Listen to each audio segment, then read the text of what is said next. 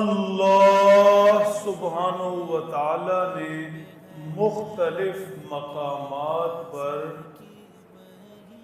کئی چیزوں کی قسمیں اٹھائی ہیں۔ ہم انسان عام طور پر جب قسم اٹھاتے ہیں تو ہمارا مقصد یہ ہوتا ہے مخاطب سامنے والا ہماری بات پر یقین کر لے۔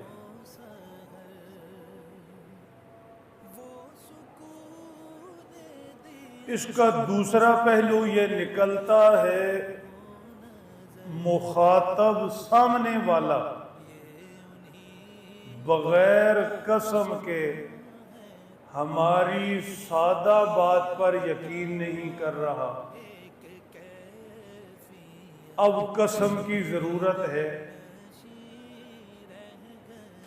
دوسرے لفظوں میں سامنے والے کو یقین دلانے کے لیے ہم قسم اٹھاتے ہیں، اللہ کی قسم میں ٹھیک بول رہا، میں نے ایسا کیا نہیں کیا۔ ایک اور زاویے سے دیکھے تو قسم اٹھانے والا کمزور ہے،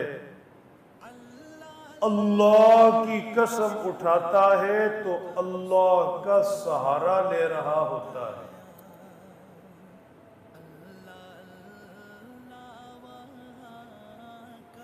مخاطب کو یقین دلانے کے لیے قسم کی ضرورت کمزوری ہے، سہارا لینا ہے۔ اللہ سبحان ہیں، ہر کمزوری سے پاک ہیں۔ اللہ کو اپنی بات منوانے کے لیے کسی سہارے کی ضرورت نہیں۔